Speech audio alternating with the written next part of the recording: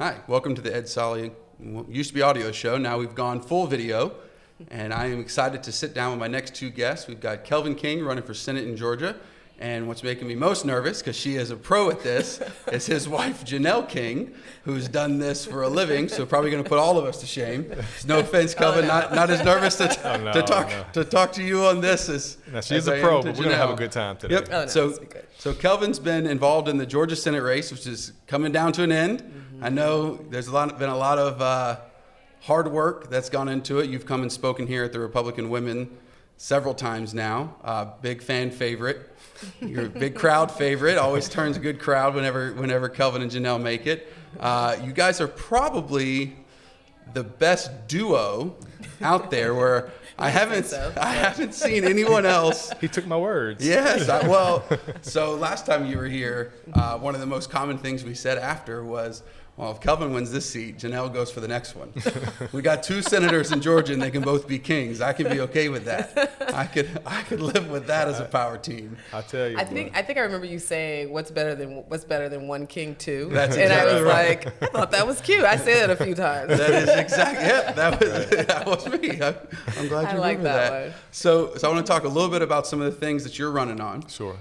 So one of your top choices, one of your top items is critical race theory. Yeah, so for sure. Here in Forsyth, that's been a hot topic, and I'm sure you know what's happened with schools is outside of critical race theory, they've changed the vernacular, they've changed the terming, they've kind of scrubbed it. CRT is hard to find now, but they're putting it in the same system in a different wording. So tell us what's got you involved in that. Well, I mean, critical race theory, it evolved. It came from a Marxist approach. It came out of the Frankfurt School in Germany. Karl Marx. It teaches division. It teaches how organizations or institutions or even countries are set up in a way that's a us versus them, an oppressed versus an oppressor foundation. And it could be critical race theory or critical religious theory or critical class theory, critical legal theory, but critical race theory is what really hits home here in America because we've come so far with our race relations in America, and it works, and it gets people wound up and emotional, and it creates this us versus them environment where I would say the Democratic Party takes advantage of it. Right. And it's not true. That's the problem with critical race theory, is that it's not based in facts. Right. Now, I'm the first person to say, hey, let's learn history. Let's teach history, accurate history. But accurate history is not critical race theory, and it doesn't belong in our schools, nor does it belong in our military. And it's actually in our military now, believe it or not. Yeah, because that's what we need, right? We definitely need woke soldiers. On a federal level. Yeah, going into. Now we've got this Russia. This is a real threat. I mean, it's live, happening now. Right now. Hopefully there's not an American that sets foot in war because of this. Yeah. But this is a real threat now. And so I've got one of my best friends. He's a 28-year paratrooper. And he's last year put in his papers, so he's supposed to be out in September. And it started with this critical race theory things. He leads troops and trying to teach this, and everybody gets a second chance, and then they added where, well, if they say that they're transitioning, now it starts over on a punishment level on far as getting removed from the military. So he eventually just washed his hands of it, put in his papers, and he's getting out. But that's something that's really scary, and that's full federal. That's definitely where you'll be, and plays right into your wheelhouse as an Air Force Academy graduate. Yeah, and that's so unfortunate, Ed. We are seeing that happen quite a bit in our military. People are choosing to leave our military because of this divisiveness and allowing this rhetoric and this belief to infiltrate our military. It's being taught at my university, my school, the Air Force Academy. And the military is about unit cohesion and good order and discipline. Unit cohesion and good order and discipline, not about racial division, not about us versus them, not about social justice warring, but military warring, war fighters. And that's one of the first pieces of legislation I would push as a U.S. Senator, is to ban any sort of teaching of critical race theory in our military or our military academies. It's something that I can do in this role as a U.S. Senator. And I think it's critical because if you don't have a strong military with strong borders, you don't have a strong country. Right. And we're seeing that, unfortunately, play out globally, where we're projecting weakness across the world stage in Afghanistan. And you see, when you project weakness on a world stage, bad actors take advantage of that weakness, right, as we're seeing with Putin. Are you implying that Joe Biden doesn't come across as immensely strong and confident? Never. Well, I mean, I think it's sad because it creates a real threat in this world. I mean, we have instability amongst countries. And right now we have China watching to see what happens, how this is going to play out, and no one knows how this is going to play out. Right. I mean, only today President Biden said that we're going to stop buying our oil from Russia. Just today. Right. Enough pressure finally built up. This is almost 2 weeks into this conflict. Right. I mean, I think that's a shame. I think it's poor leadership. I think it's a little too late, too little, too late, and we need better leadership in our U.S. Senate to put pressure on the Biden administration. You don't hear Raphael Warnock making us peep about what's happening, and it's his job. He's in the legislative branch. He's not in the executive branch, so he could represent the state of Georgia and our interests and the people of America if he wanted to. But he's too worried trying to be the woke pastor. Correct. He's too worried trying to be the first pro-choice pastor that doesn't make sense to me in the slightest. So don't even get us started. I know. Get us started on that because I don't know how you can be a pastor and be pro-choice. It boggles the mind. It's personal to me. My mom was 15 when she had me. I clearly was unplanned. It was out of order. We know that it was out of order, but we also know that God knew us in the womb. Right. And what I'm thankful for is that my parents understood that, and they allowed me to come into this world, even though it was way before I should have, according to them.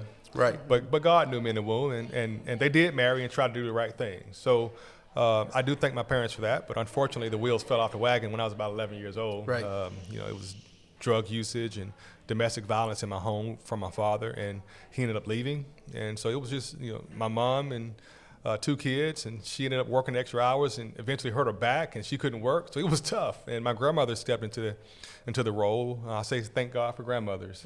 And she stepped up and she helped the kids up in Atlanta. She lives in Macon. She sent us money and sent us food, and I was able to finish high school with honors.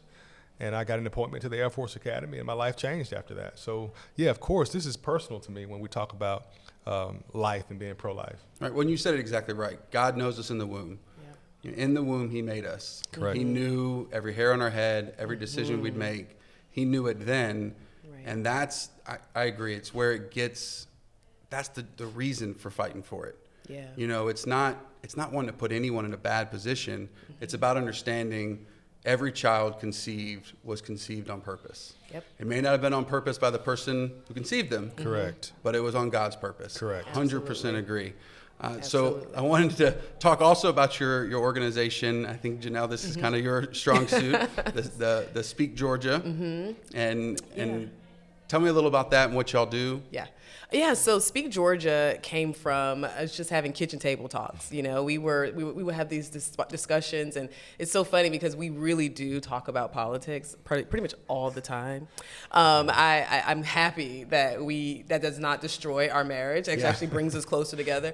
But we would have all these topics, and when certain subjects would come up, thank God that we were able to have people that we can go to, right? So we can make phone calls, and we can ask questions and say, what is this, or what's really happening, right? We saw this in the news, but I'm not sure if that's quite right. And so Kelvin and I was just like, how can we bring this to the masses? And it started around the whole criminal justice reform conversation, because we are still very much so connected to the Black community, and which a lot of those people are Democrats in that community that we are connected to as it relates to just talking about these different topics. And so a lot of our Black Democrats would tell us that, no, this is not what it is, or this is what it really means, or that's not what President Trump was doing with the First Step Act.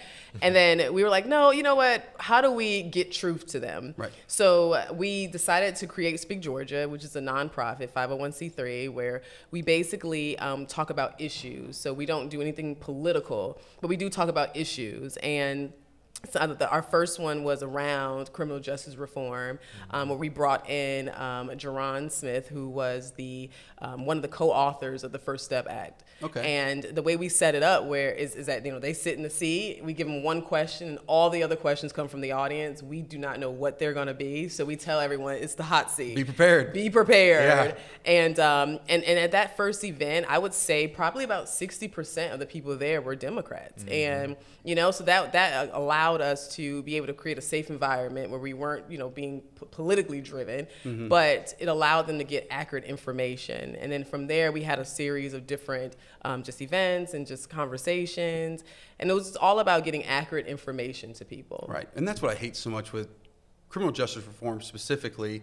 It's turned so celebrity driven and Hollywood driven, and they're just telling the wrong end of the story. There's no facts, there's no basis, and it's just to incite, just to get clicks, just to get followers. When in reality, there's good things that are being done and can be done and need to be done, but they're not being discussed. That's one of the things that I got involved in a little early in a conversation. My wife and I, we were at some friend's house and we were talking about criminal justice reform. And I was like, well, Trump's done a big criminal justice reform bill. And she's like, no, he hasn't. I was like, yeah, no, he really has. He did. I was like, she's like, well, I haven't seen it. I'm like, what? And at that point, I didn't know enough about it. I was like, I don't know what to say. Like, how do you have not seen it? This was a huge deal. But you realize that there's just whole end of community that just doesn't hear truth. They don't hear, because if it's not coming from a celebrity, to them it's not truth. And unfortunately, celebrities don't always tell the truth. They're kind of professional liars in that. True. Well, I think what was most important about what happened during this time with criminal justice reform, that we got results, right? So a lot of times with celebrities, they talk about all the things that need to be done or what's going on, what's wrong, but there's never solutions, and especially there's never results, right? And so this time we saw results. People were actually being released from prison. And that's what the goal was, right? And that's where what we should have looked at and what we should have praised and been excited about. Obviously, there's so much more needs to be done, but we're starting to see it kind of go backwards with the whole defund the police and with the certain judges letting people out and bail reform. Not approving Tim Scott's plan that he pushed forward. Absolutely. Because it came from a Republican. Right. Yeah, it can't be a good bill if it comes from a Republican. And it's well thought out, and it's through experience, and it's a very researched bill that he had gone. But you're right, and it's this is the swamp you're signing up for. This is tough stuff. So I want to talk. Last thing we'll go over. Just tell us what got you in, what makes you different, what separates really the two of you, because y'all are in this together. Yes, we are. For better or for worse, y'all are in it together. I'm signed up for it, and we're good with it. I'm sure. Yep. I mean, I think we've touched on one of the major strengths of our campaign, and that is we're able to do something and things that traditional Republican wouldn't be able to do. We can cut through some of the lies and the misinformation that's being spewed from the Democratic side. We can speak directly to the people, be it the minority community or be it the people in general, and we speak with authenticity and we speak with credibility. I didn't grow up with a silver spoon in my mouth. I had to struggle and fight, and because of the opportunities that are presented to me in America, I was able to achieve my American dream. And I want to make sure that that's available for future generations. That's the theme of my campaign. And the unique position that we're in, we can show that we're not just talking the talk, we're walking the walk. Right. And we can speak to where we bring in new voters, we can expand the tent. If you are keeping up with this race, this is not going to be an easy race to win. Any old Republican is not going to be able to beat Raphael Warnock. I agree. Because the Republican Party, first of all, has to be galvanized. And even if the Republican Party is galvanized, it's not enough votes to win. We've got to win the middle also, the independents. Right. And we have to get a few Democratic votes to come over on our side, too. And I think they're ready to. Oh, absolutely. Well, with the right candidate. I agree. Right? And with the right message. And what we bring to this seat is the right candidate with the right message. We can disarm the typical attacks that we know we're going to get from Raphael Warnock. We can talk about the things that different communities, really all Americans want, and that is to be able to make a living for themselves and their families, to be able to educate their kids properly, and to be safe. And I can deliver that with a Republican package around it. because I can talk about my experiences. I can talk about how we want to make sure that we create freedom and opportunity and American exceptionalism, which is going to galvanize our party, which we can also sell to the other side. Right. I can talk about making sure that we want to create a strong economy by reducing taxes and implementing America First principles and making sure that regulation is pushed back. I can talk about improving our national defense and our national security by making sure that we have strong border security, making sure that we support our military members like we talked about when we first started this conversation, and supporting our veterans, because I am a veteran too. Right. You know, I'm also a businessman. I'm a general contractor here. I created my company from scratch. I can talk about how the constitutional rights are under attack right now, like our First Amendment, which we've been censored by big tech. I've been censored by big tech, and my wife has. So we're not just telling you what the talking points are. We're telling you what we've experienced. I submitted a bid to build a border wall. So I'm not just one of these candidates that's talking about build a wall. No, I tried to build it. You know what it takes. Yes. Yeah, I'm not one of these candidates that's talking about let's get rid of the EPA because of whatever talking point. Well, I fought the EPA in my business and won. And I know how destructive and dangerous strong government can be with small business and businesses and creating a fertile business environment. So I'm a unique candidate from a lot of different perspectives, but I'm the most authentic candidate in this race. And frankly, I'm the only candidate that's prepared right now to defeat Raphael Warnock because I'm practicing. Right. Mm-hmm. We've hit 300. This is our 300th public appearance tonight here at Forsyth County. Mm-hmm. I'm looking forward to sharing that with the group. Yeah. No other candidate is close to us in terms of outreach and being accessible. We've coordinated every county in the state of Georgia. We've campaigned in every county in the state of Georgia. This is what we're bringing to this ticket, and that's why we're winning the room. That's why people are supporting our candidacy. Mm-hmm. And I love that you understand there's communities out there that Republicans have ignored, that we've got to reach out to because they're ready to hear the message. Mm-hmm. They're ready to be included. They're ready to come under the Big Tent. Mm-hmm. And I truly believe the Republican Party is the Big Tent.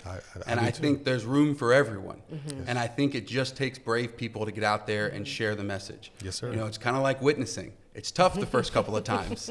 It's you never know. You get some arrows, boy. You get some arrows hurled at you. You get some arrows. It's tough. Well, I think sometimes too. You know, I do know that there have been a lot of effort from the Republican Party to attempt to reach out to a lot of communities, and I do know that there is a lot of pushback, right? Mm-hmm. And something that Kelvin and I always talk about is that we have to be mindful of the gatekeepers. That there are gatekeepers to certain communities. Yes. And these are individuals who have a lot of influence, who basically says, "Oh no, give me your message, and I'll disseminate it to the masses," and then it's typically twisted and changed and manipulated. Mm-hmm. So we go around the gatekeepers, right? We just push them to the side and we go straight to the people. And I think that's knock right on the door. Yes, exactly. Yes, and I know we were in one county and we told them, we said, you know what?